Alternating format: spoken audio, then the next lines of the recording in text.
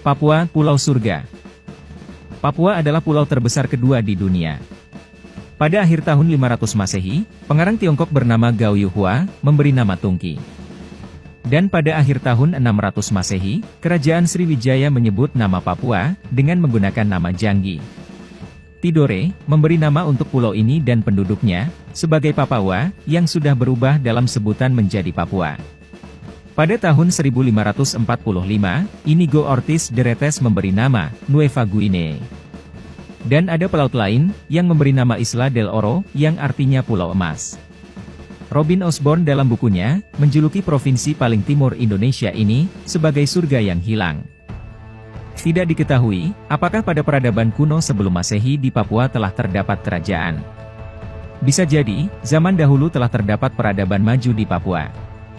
Pada sebuah konferensi tentang lampu jalan dan lalu lintas tahun 1963 di Pretoria, Afrika Selatan, C.S. Downey mengemukakan tentang sebuah pemukiman terisolir di tengah hutan lebat pegunungan Wilhelmina di bagian barat New Guinea, yang memiliki sistem penerangan maju. Para pedagang yang dengan susah payah berhasil menembus masuk ke pemukiman ini, dan menceritakan kengeriannya pada cahaya penerangan yang sangat terang benderang dari beberapa bulan yang ada di atas tiang-tiang di sana. Bola-bola lampu tersebut tampak secara aneh bersinar setelah matahari mulai terbenam, dan terus menyala sepanjang malam setiap hari. Kita tidak tahu akan kebenaran kisah ini, tapi jika benar, itu merupakan hal yang luar biasa dan harus terus diselidiki. Papua telah dikenal akan kekayaan alamnya sejak dulu.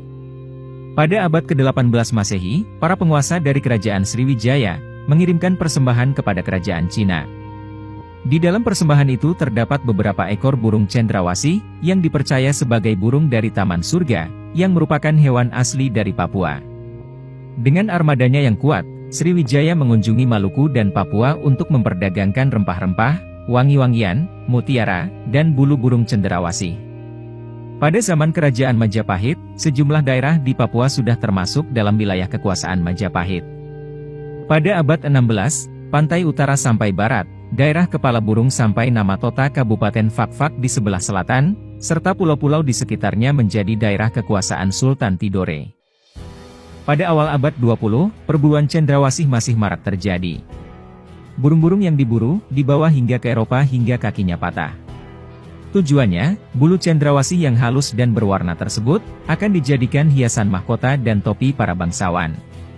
Atas dasar kepercayaan tersebut, burung cendrawasih akhirnya dijuluki Bird of Paradise. Alfred Wallace, seorang peneliti biologi dari Inggris, juga memberi nama Latin burung ini, yakni Paradisia apoda, yang berarti burung surga tanpa kaki. Eksistensi cendrawasih sebenarnya telah diketahui raja-raja di Eropa sejak 1522. Cendrawasih pada masa itu sempat dijadikan hadiah dari Raja Maluku untuk Raja Spanyol.